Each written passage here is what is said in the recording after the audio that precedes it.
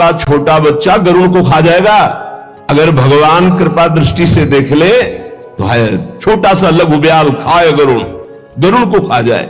ब्रह्मा को मच्छर बना दे, मच्छर को ब्रह्मा बना दे, जड़ को चैतन्य, चैतन्य को जड़, कर तुम अकर तुम अन्यथा कर तुम। अरे जमाने जोर लगा ले, कितना जोर लगाएगा, भक्त और भगवान का झंडा कभी न झुकने पाएगा। जब भगवान प्रताप प्रकट करते हैं, कौन दो सिर वाला ऐसा पैदा है जो उसका बाल बांका भी कर सके। पुत्र, धन, प्रतिष्ठा, घर परिवार, रुपया, पैसा, सब कुछ प्रभु की प्रदत्त वस्तु है। इसमें मेरा अहंकार क्या, इसमें मेरी ममता क्या। भगवत प्राप्ति के लिए कोई नए अनुष्ठान की जरूरत नहीं। ये भ्रम पैदा किया जाता है अपने दिमाग में कि कहीं दूर चल के गुफा में या ऐसा तब भगवत प्राप्ति। नहीं, ऐसा नहीं। जो गुफा में है, अगर वो संसार का राग त्यागे नहीं तो उनको भगवत प्राप्ति नहीं होती। अगर घर में है और आप सारी घर की क्रियाएं भगवत अर्पण कर दे और नाम जप कर रहे हैं और प्रभु से अपना संबंध स्वीकार कर लिए हैं, जो हमारा संबंध जन्म जन्मांतरों से है। पहला संबंध तो है ही कि हम भगवान के अंश हैं। अपने संबंध को जो मान रहा है, सारी क्रियाएं प्रभु के लिए कर रहा है, हर समय नाम स्मरण कर रहा है, बिल्कुल भगवत प्रेम प्राप्त हो जाएगा, निश्चित भगवत प्राप्ति हो जाएगी। श्री जी की कृपा, लालजू की कृपा, उनकी कृपा का केवल स्वाद। अभी वो कृपा हट जाए तो अभी बोलना की आवाज नहीं निकलेगी। सुई के धागा जहां जानना मुश्किल है, वहां अनंत ब्रह्मांड पार कर दे। कर तुम अन्यथा कर तुम हमारा प्रीतम है। भाई समझो, ये माया भगवती ऐसी आंधी चलाएगी कि तुम हमारी बात न पकड़ पाओ, और बाद में देख लेना, तुम्हें समझ में आएगा कि क्या हमने खो दिया। अब वो बोलवाना चाहते हैं, वही माधव परमानंद बैठ करके मूक से वाचाल कर दिया। अब इस वाचाल से वो मूक कर दे, उनकी महिमा की बात। अगर उनका है कि दहाड़ो तो अंतिम श्वास तक ऐसे दहाड़ते रहेंगे। भगवान की कृपा से जो दिव्यता आती है वो मानुषिक नहीं होती, उनमें मानुषिक नहीं होती। जब मीरा जी को जहर पिलाया गया तो बोले ऐसा कैसे हो सकता है कि इतने हलाहल जहर से बच जाए। उसको संशय हो गया कि ये वैद्य मिल चुका है मीरा जी से और इसने बनावटी ऐसे जहर बनाया जिससे मीरा मरी नहीं। बुला उस वैद्य को। वैद्य को बुलाया, उसी कटोरे का एक बूंद जे ही चखाया गया, छटपटा के मर गया। मीरा जी की प्रार्थना से पुनः वो जीवित हो गए। कर तुम अकर तुम, भगवान की एक अपार सामर्थ्य है। ये पक्का समझिए, भक्त का यश तभी फैलता है जब, जैसे झंडा फहराता है ना तो डंडे पे फहराता है। जितना मजबूत डंडा होगा, लंबा होगा, उतना ही झंडा फहराएगा। ये विरोध भाव, ये निंदा, ये तिरस्कार, ये वो डंडा है जिस पे भक्त का झंडा फहराता है।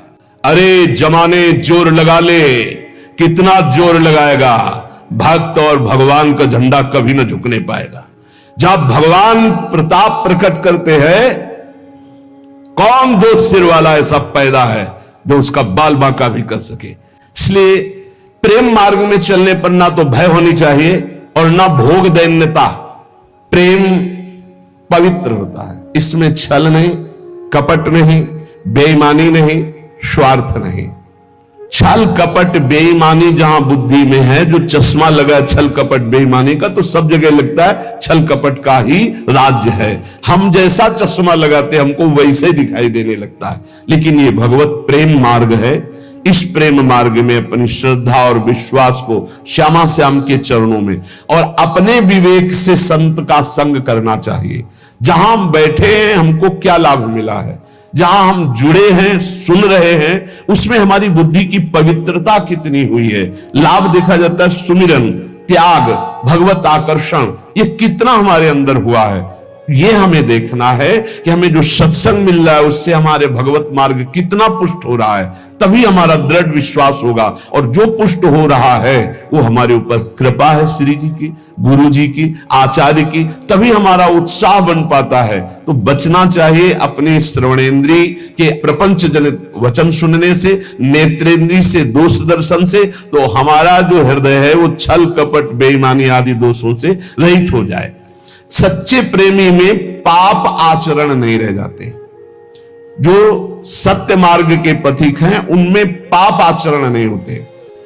भगवत प्रेम ये अंतिम चरम पुरुषार्थ है जो मोक्ष के आगे की भी बात है।